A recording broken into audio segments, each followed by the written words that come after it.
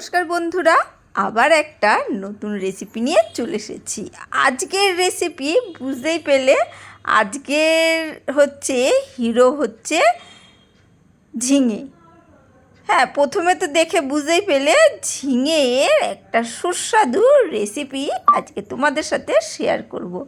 ঝিঙে নিয়েছি এখানে 4টে ঝিঙে, মাঝারি সাইজের ঝিঙে, খুব বেশি বড়ও না ছোটও না। আর এখানে ছোলার ডাল ভিজিয়ে রেখেছি। আর ঝিঙেগুলোকে এরকম গোল গোল করে মোটা মোটা করে কেটেছি। লম্বাও কাটতে পারো, কিন্তু এই সাইজে কেটো, ভালো লাগবে দেখতে। আর ছোলার ডালগুলো মিক্সিতে পেস্ট করে নেব। বড়া করব তো, সেই জন্যে ঝিঙেগুলোকেও ওইভাবে গোল গোল করে কেটেছি।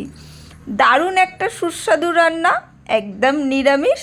নিরামিষ যে কোনো দিনে কিন্তু এই রেসিপিটা ট্রাই করতে পারো, আর ভালো লাগবে। যাদের সুগার আছে তারাও কিন্তু খেতে পারবে, কারণ এর মধ্যে আলু দিইনি। চলো মিক্সির বাটিতে, ওখানে ডালটা তো পিষেই নিয়েছি।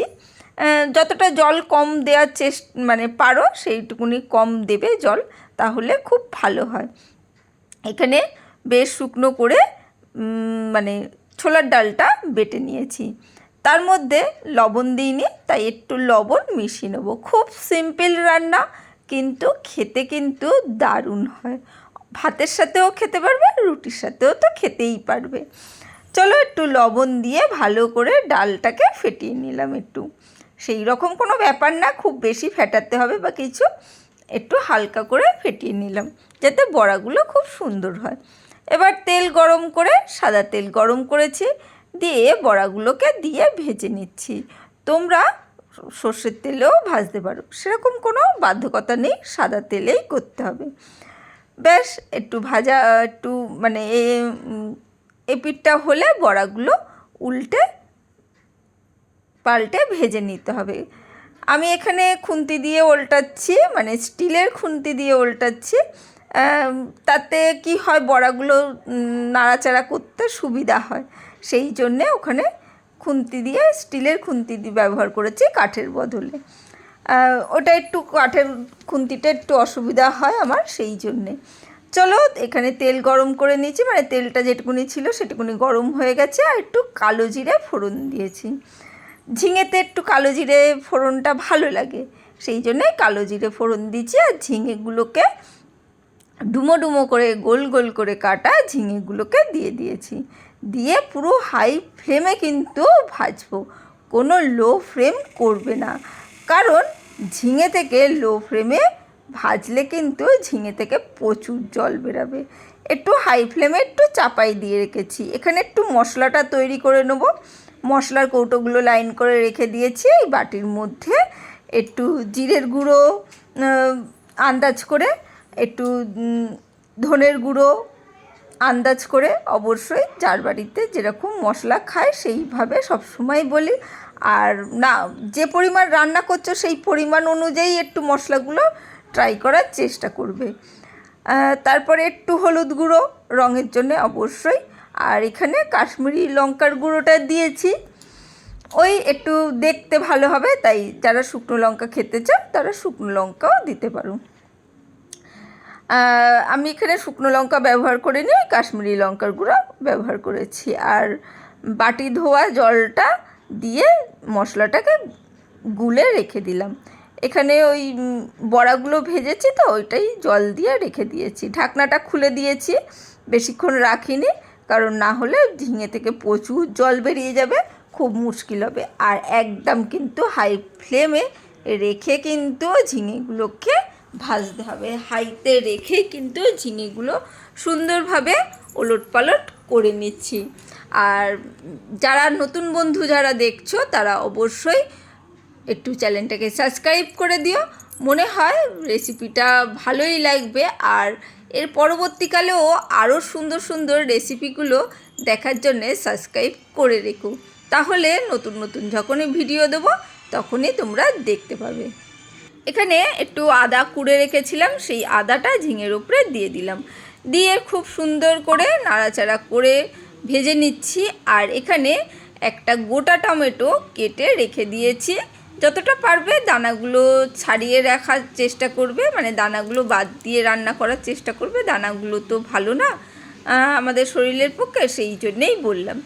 আর যারা খেতে অভ্যস্ত তারা খেয়ে নেবে, কোনো অসুবিধে নেই। এখানে টমেটোটা দিয়ে ভালো করে আদা টমেটো ভালো করে সুন্দরভাবে কষিয়ে নিচ্ছি। ভালো করে কষিয়ে নিয়ে অবশ্যই একটু লবণ দিতে হবে, তাই একটু লবণ দিয়ে দিলাম। আর লবণটা কিন্তু আগে দিইনি, কারণ ওই যে জল বেরিয়ে যাবে সেই জন্যে। এখানে মশলা যেটা গুলে রেখেছিলাম, গোলা মশলাটা দিয়ে দিলাম। আর অবশ্যই ওই যে বলছি, সবসময় বলছি, হাই ফ্লেমে রাখবে, না হলে কিন্তু প্রচুর জল বেরাবে, ঝিঙেটা রান্না করা যাবে না। একটু নাড়াচাড়া করার পরেই আমরা কিন্তু এর মধ্যে বড়াটা দিয়ে দেবো, কারণ ঝিঙে থেকে জল বেরাবেই, সেইভাবেই রান্না করতে হবে। তাতে কি হবে, বড়াটা দিয়ে দিলে বড়াতে অনেকটা জল কিন্তু টেনে নেবে। মশলাটা একটু কষিয়ে নিচ্ছি যাতে কাঁচা গন্ধ কোনো কিছু থেকে না বেরায়। সেই কাঁচা গন্ধটা যদি বড়ার মধ্যে চলে যায় তাহলে খুব অসুবিধা হবে, সেই জন্যে কাঁচা গন্ধটা যাওয়ার জন্যেই কিন্তু একটু নাড়াচাড়া করে নিচ্ছি। একটু নাড়াচাড়া করার পরেই আমরা কি করব, এখানে বড়াগুলো দিয়ে দিলাম।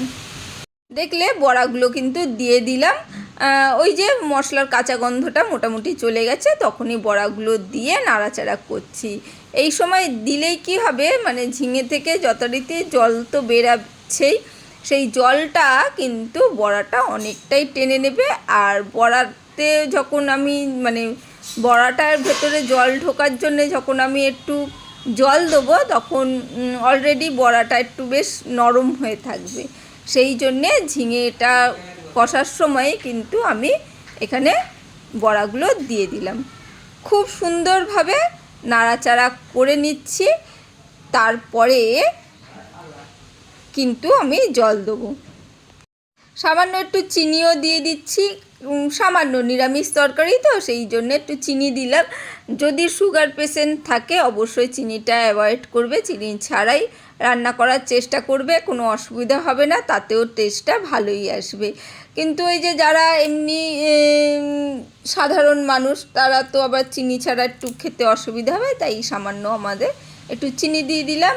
আর ওই বড়াগুলো যেগুলো ভেজেছিলাম সেই ধোয়া জলটাই, বাটি ধোয়া জলটা কিন্তু দিয়ে জলটা ফুটিয়ে নিয়েছি।